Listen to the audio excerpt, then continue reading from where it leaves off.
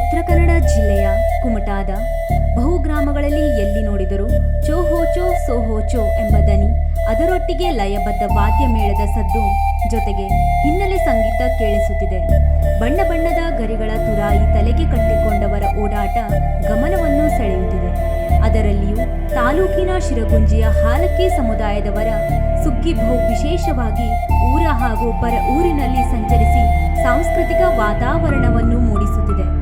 ಬಗೆ ಬಗೆಯ ವೇಷಧಾರಿಗಳು, ಕೋಲಾಟ, ಗುಮಟೆ ಪಾಂಗಿನ ಸದ್ದು, ಭಿನ್ನ ವಿಭಿನ್ನವಾದ ತುರಾಯಿಗಳನ್ನು ಹೊತ್ತವರು ಸಮುದಾಯದ ಮನೆಗಳಿಗೆ ಬಳಿ ತೆರಳಿ ಕುಣಿಯುವ ಮೂಲಕ ತಮ್ಮ ಸಂಪ್ರದಾಯವನ್ನ ಪ್ರದರ್ಶನ ಮಾಡುತ್ತಿದ್ದಾರೆ.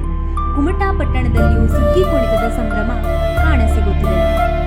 ಜಿಲ್ಲೆಯ ಕರಾವಳಿಯಲ್ಲಿ ಕಂಡುಬರುವ ವಿಶೇಷ ಆಚರಣೆಗಳಲ್ಲಿ ಹೋಳಿ ಸುಗ್ಗಿ ಕುಣಿತ ಸಹ ಒಂದು. ಹಾಲಕ್ಕಿ ಸಮುದಾಯದವರು ಇದನ್ನು ಚಾಚು ತಪ್ಪದೆ ಪರಂಪರಾನುಗತವಾಗಿ ನಡೆಸಿಕೊಂಡು ಬಂದವರು. ಇದರಲ್ಲಿ ಹಾಲಕ್ಕಿ ಒಕ್ಕಲಿಗ, ಅಂಬಿಗ, ಕೋಮಾರಪಂತ, ಗುನೆಗಿ ಹೀಗೆ ವಿವಿಧ ಸಮುದಾಯಗಳ ಸುಗ್ಗಿ ಪಂಗಡಗಳು ಬೇರೆ ಬೇರೆ ಕಡೆಗಳಲ್ಲಿ ಓಡಾಟ ನಡೆಸುವುದುಂಟು. ತಲೆಯ ಮೇಲೆ ಸುಂದರ ಬೆಂಡು, ಬಣ್ಣದ ಕಾಗದದಿಂದ ಮಾಡಿದ ಕಿರೀಟದ ರೀತಿಯ ತುರಾಯಿ, ಯಕ್ಷಗಾನದ ವೇಷ ಹೋಲುವ ಕಿರೀಟ, ಪಗಡೆ, ಕೈಯಲ್ಲಿ ಕೋಲು ಹಿಡಿದು ಕಾಲಿಗೆ ಚಪ್ಪಲಿಯನ್ನು ಹಾಕದೆ ಮನೆ ಮನೆಗೆ ತೆರಳಿ ಸುಗ್ಗಿ ಕುಣಿತ ಪ್ರದರ್ಶಿಸುವುದು ವಾಡಿಕೆ. ಕುಮಟಾ ತಾಲೂಕಿನ ಶಿರಗುಂಜಿಯ ಸುಮಾರು 60ಕ್ಕೂ ಅಧಿಕ ಹಾಲಕ್ಕಿ ಸಮುದಾಯದವರು ವಿವಿಧ ವೇಷಭೂಷಣ ತೊಟ್ಟು ಪಟ್ಟಣದಲ್ಲಿ ಸುಗ್ಗಿ ಕುಣಿತದ ಮೂಲಕ ಜನರ ಗಮನವನ್ನು ಸೆಳೆಯುತ್ತಿದ್ದಾರೆ.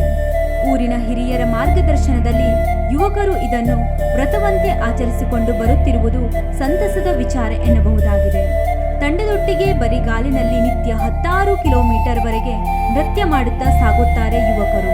ಹೋಳಿ ಹುಣ್ಣಿಮೆಯ ದಿನ ಪೂಜೆಯನ್ನು ಸಲ್ಲಿಸಿ ಪುಗುಡಿ ತೆಗೆಯಲಾಗುತ್ತದೆ. ಸುಗ್ಗಿ ತಂಡದವರು 1 ತಿಂಗಳ ಮೊದಲೇ ತಯಾರಿಯನ್ನ ಆರಂಭಿಸುತ್ತಾರೆ.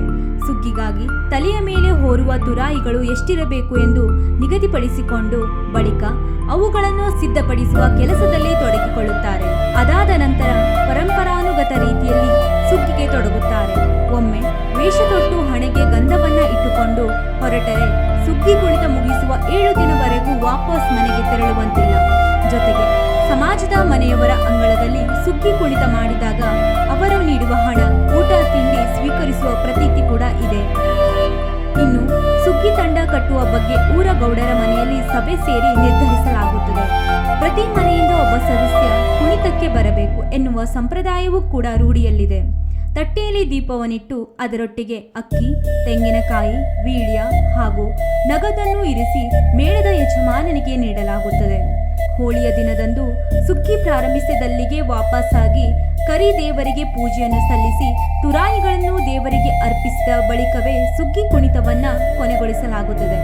ಒಟ್ಟಿನಲ್ಲಿ ಜಾನಪದ ಕಲೆಗಳು ವಿನಾಶದ ಅಂಚಿನಲ್ಲಿರುವ ಈ ದಿನಗಳಲ್ಲಿ ತಲತಲಾಂತರಗಳಿಂದ ಬಂದಿರುವ ಸಾಂಪ್ರದಾಯಿಕ ಸುಗ್ಗಿ ಕುಣಿತದ ಕಲೆಯನ್ನ ಇಂದಿಗೂ ನಡೆಸಿಕೊಂಡು ಬರುತ್ತಿರುವುದು ನಿಜಕ್ಕೂ ಶ್ಲಾಘನೀಯ.